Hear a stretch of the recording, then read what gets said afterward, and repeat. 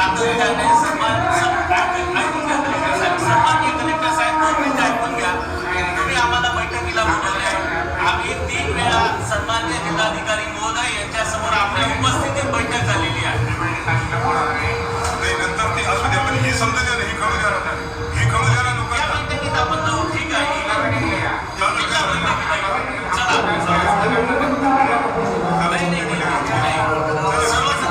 सर्वसामान्य जनतेला समजलं पाहिजे प्रशासन काय त्याच्यासाठी आलो बाबा, तुमचं काय म्हणणं ते ऐकून घेऊ, त्याच्यानंतर निर्णय घेऊ. मग लोकांना काय सांगायचं? सर गेल्या 3 ते 4 वेळा आपण कलेक्टर साहेबांसमोर बैठका घेतल्या. त्यावेळेस जे आश्वासन दिले त्याच्यापैकी एकाही आश्वासनाची आजपर्यंत पूर्तता झालेली नाही. जर ती पूर्तता होत नसेल आणि पर्वावर आपला महत्वाचा सेन्सिटिव्ह विषय जर येत असेल तरी तुम्ही फक्त मीटिंगचे फॉर्मॅलिटी करत असाल तर त्या मीटिंगला आम्हाला थांबण्यात काही अर्थ नाही. आमचा सगळ्यांचा या मीटिंगवर बहिष्कार आहे. बहिष्कार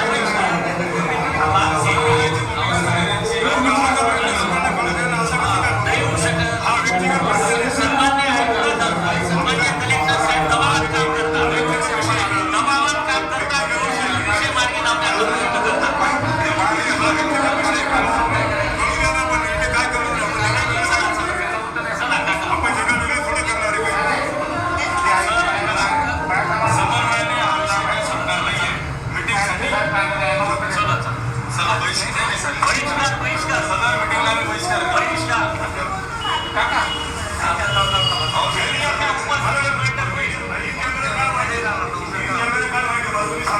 आपण काय जगह वेगळं करतोय का? जे गावाची समस्या गावाला कळली पाहिजे. गावावर काय अन्याय होतो तुम्ही अधिकारी आहात, तुम्ही आमची थोडी एकट्याची वावा होणार आणि आपल्याला काय भांडण थोडं करायचे मीटिंगमध्ये. जे कायदेशीर आहे तेच बोलायचं. दिलेल्या आश्वासनाची पूर्तताच होत नसेल तर 3-4 फॉर्मॅलिटी किती करणार? लोकशाहीमध्ये लोकांना कळलं पाहिजे.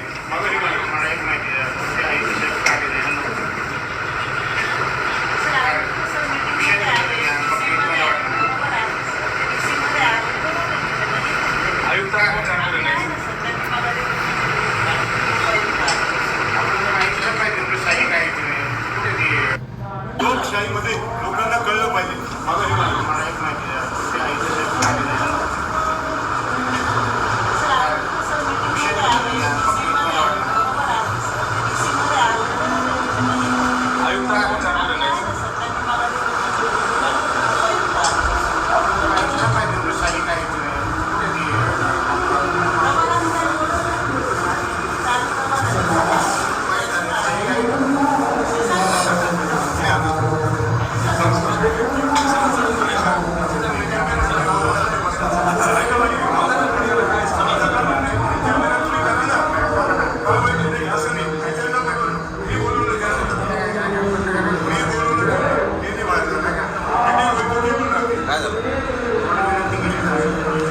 आता हा बोलवतो की आम्हाला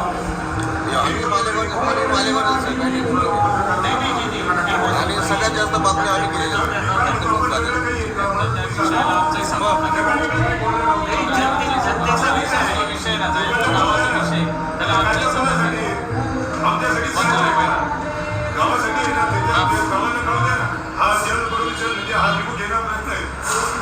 पाणी आम्ही जीव घेणं प्रदूषण आहे. कारवाई करणार नाही. आपण सॉरी हात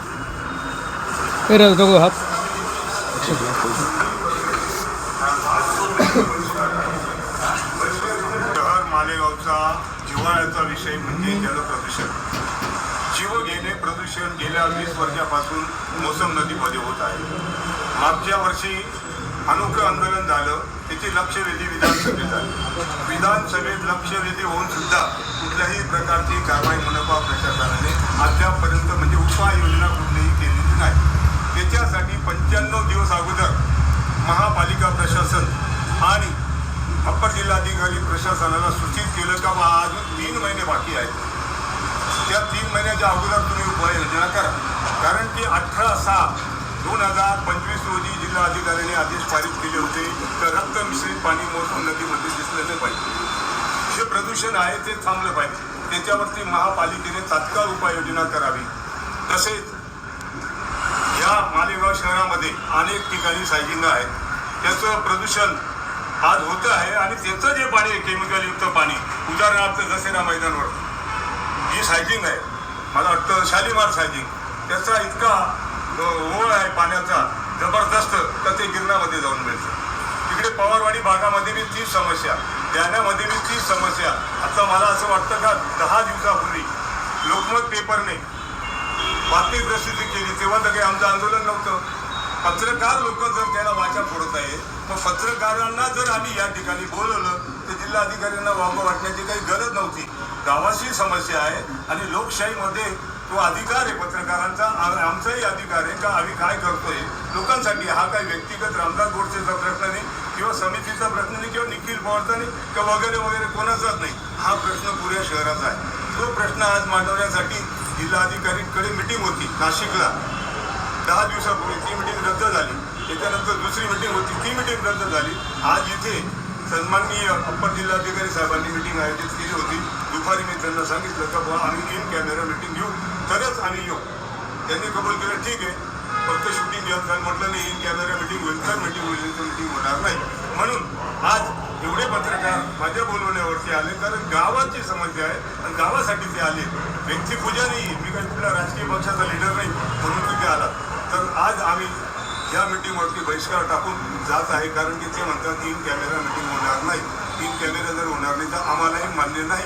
आजच्या मिटिंगवरती आमचा बहिष्कार. मालेगाव शहराच्या ज्या काही प्रमुख समस्या आहेत त्या समस्यांमध्ये सन्माननीय जिल्हाधिकारी जलद शर्मा साहेब यांच्याकडे 3 वेळा बैठक होऊन जे काही आश्वासनं मानपा आयुक्त, माननीय अप्पर जिल्हाधिकारी मालेगाव तसेच विविध प्रशासनाच्या वतीने देण्यात आले होते, त्या आश्वासनाची गेल्या वर्षभरात कोणतीही पूर्तता मालेगावच्या सर्व प्रशासकीय यंत्रणेतर्फे झालेली नाही. आज 2 दिवसावर संवेदनशील विषयात काकांनी आंदोलनाची घोषणा केलेली होती आणि या आंदोलनाच्या पार्श्वभूमीवर गेल्या महिन्याभरापासून 3 महिन्यापासून सातत्याने जिल्हाधिकारी महोदय यांच्या निदर्शनास आणून देऊन देखील त्यावर कोणतीही उपाययोजना करायला प्रशासन सक्षम ठरलेलं नाही.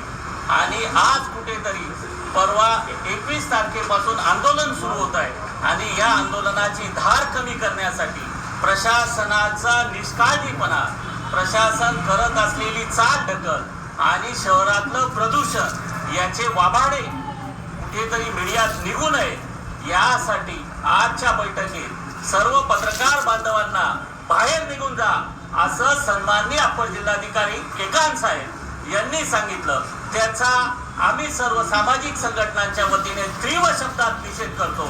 सन्माननीय अप्पर जिल्हाधिकारी केकान साहेब हे दबावात काम करतात. मालेगावच्या समस्या सोडवण्यात त्यांना कोणताही इंटरेस्ट नाही. सामाजिक कार्यकर्त्यांची गोड बोलून वेळ मारून देण्याचा त्यांचा प्रयत्न आहे आणि मालेगाव शहराच्या हिताच्या विरोधात त्यांचं कामकाज चाललं आहे. त्याचा आम्ही तीव्र शब्दात निषेध करतो आणि जोपर्यंत सन्माननीय विभागीय आयुक्त महोदय बैठक घेणार नाहीत आणि या विषयावर सन्माननीय अप्पर आयुक्त जे आहेत महापालिकेचे आयुक्त तसेच जिल्हाधिकारी यांच्यावर जबाबदारी निर्धारित करणार नाही तोपर्यंत प्रशासनाची समन्वय साधण्याचा आमचा कोणताही मानस नाही.